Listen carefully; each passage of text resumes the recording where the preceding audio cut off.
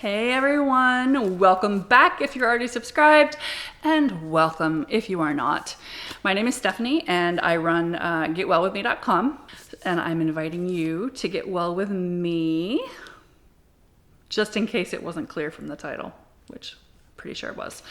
What I'm doing is I'm just basically going through a whole bunch of different nutritional lifestyles out there, doing research on them, seeing how I feel on them, and reporting it back to you so that you can make a more informed decision about your nutritional choices. Because you know what? There's a whole lot of contradictory crap out there that is making nutritional choices hard these days. So I'm trying to get down to the root of it and help you out.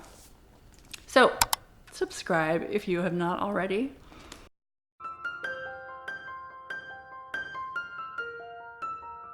Right now, I've been doing paleo for the last little over 2 months. So far, so good. It hasn't really changed a whole lot. I haven't lost a whole lot of weight this week since my last update. A little bit, but not, newsworthy. No real change except for the fact that my gut is all healed and I'm feeling awesome again. So, yay! Good. Today, Paleo in 28 review. Very exciting. This is by Kenzie Swanhart of cavegirlinthecity.com. She had been paleo for almost 4 years when she wrote this in 2015, which was right at the height of the paleo movement. It's actually kind of gone down a little bit since then, but I think that's because of keto, which, is very similar, a little bit more low carb. Anyway, we will be getting to keto later. The book starts out by explaining what she should explain, why you should be eating paleo, a little bit about paleo. It gives you a super handy list of what to eat and what not to eat, as well as a little thing over here on the side, is it paleo friendly? Things like butter, is butter paleo friendly? Chocolate, coffee, can I have milk? Can I have peanuts? After that, Kenzie has a chapter on Pantry Essentials, which is, the stuff that you should have in your pantry, because your pantry is going to look different on paleo than it's going to look like on other diets. And you're going to have maybe some new spices. You're going to have almond flour. You are going to have nuts, things like that.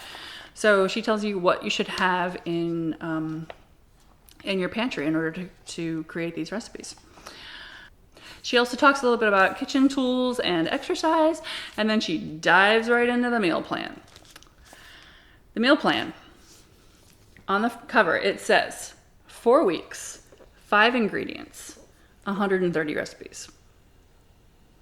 Little bit misleading. I gotta admit, when I first picked this up off the shelf, I was like, holy crud, that sounds so easy. This is so awesome. Paleo is gonna be so easy and so cheap because I only have to buy 5 things. And then my brain clicked into gear. It kind of had sounded to me, at least, like I was going to be having 5 ingredients like the whole month, which obviously doesn't make sense. You're going to be missing out on all kinds of nutrients. It's not going to be good for you. So clearly that's not what she meant. I was having a blonde moment. Okay, so on the first page, it does clarify it. A 28-day meal plan, 130 foolproof recipes with 5 primary ingredients or fewer. So what we're talking here is you're going to have a whole bunch of spices. You maybe have some things like almond meal that you're going to have in your pantry. Stuff that she tells you, this is why she says, have this stuff in your pantry. Those are not primary ingredients. Primary ingredients are, for example, if you're cooking something, you might have a meat, some carrots, some green beans, some sweet potatoes, and some onions. Those would be your 5 main ingredients.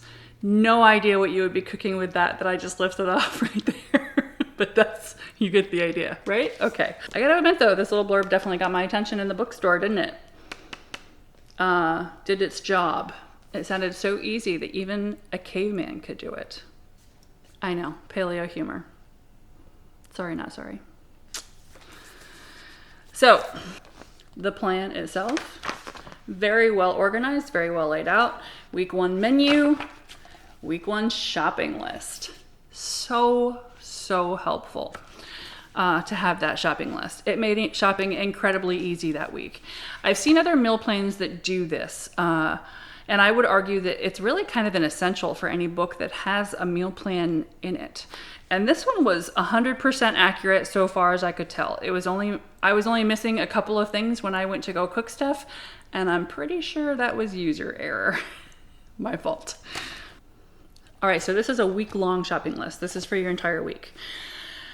I did notice that some of the fish/meats were starting to just barely spoil by the end of the week. Not spoil, but just not smelling, those fish were kind of smelling up the refrigerator a little bit.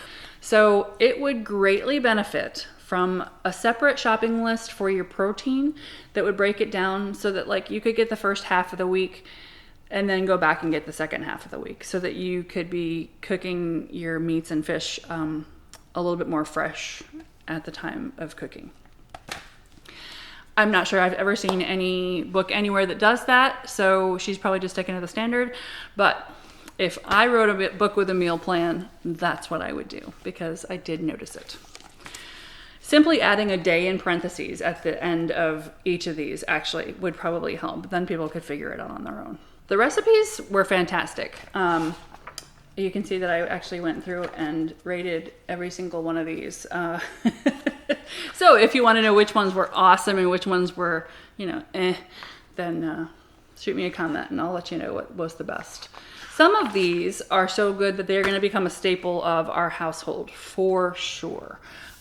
So I was very impressed with the recipes. There were really only a couple of recipes that weren't great, and nothing was inedible. Even the fish recipes were palatable. I was not raised on fish, and I don't like fish in general. Seafood, sure, but fish, no. It's that fishy taste, if you've met people that don't like fish, it's that fishy taste for pretty much all of us, right?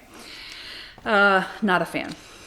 But the 2 times that the plan did include fish on the menu, I stalwartly cooked it and was pleasantly surprised.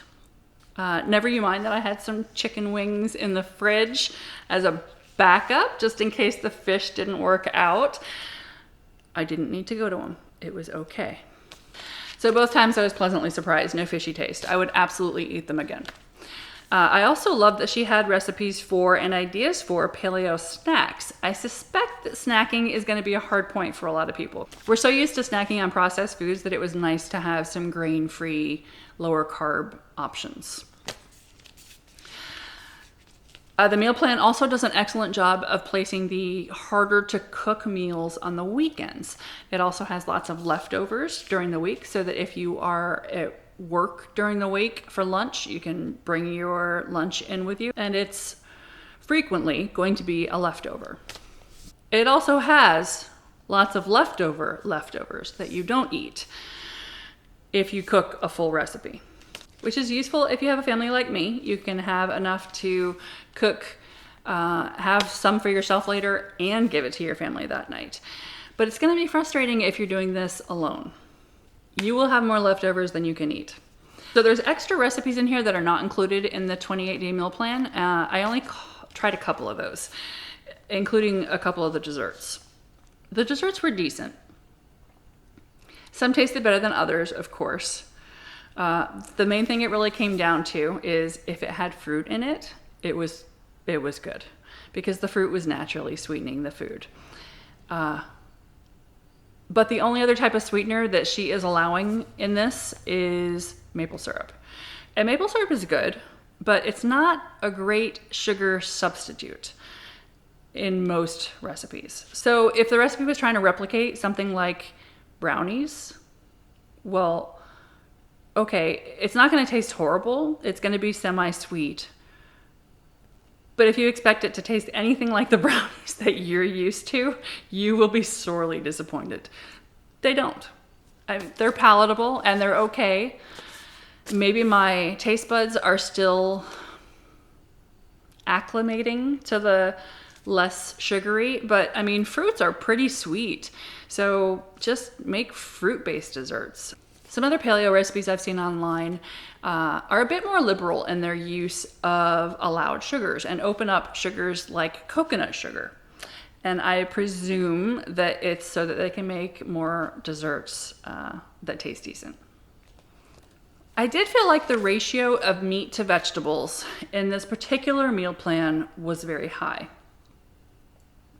I'm starting my second meal plan now, Practical Paleo, and I'm noticing that it has a little bit more vegetables per meat ratio, which seems more right to me. So I gave this book 4 out of 5 stars. The shortcomings of the book are few. Like I said, a few more ingredients wouldn't be bad, but this is just 28 days, not your life. So it's just perfectly fine that way. But add in a menu plan that's maybe just for one person, or make up a version of the book that's just for one person, and break up the proteins on the shopping list. And otherwise it's, almost perfect. Say hi, everyone. Hi. Mwah. Little kiss. So, just so you know, both my husband, Daddy, can you say Daddy? Daddy. Yeah, both Daddy and Mommy and little Alexis here, we're all on the food plan in Paleo in 28, and we all liked it, didn't we? Yeah, you jumping? We all liked it. Did you like it? Yeah. She's not saying no to everything anymore. That's a plus. Yummy. Carrots. Can you say carrots? Good. Good. Can you say meat? Me. Good. What's that? Lovely. Broccoli. Very good. Holy crap. Oh my goodness. Wave bye-bye. Bye-bye. Mwah. Say have a good day. Daddy. Good day. Oh, kisses. Bye, guys.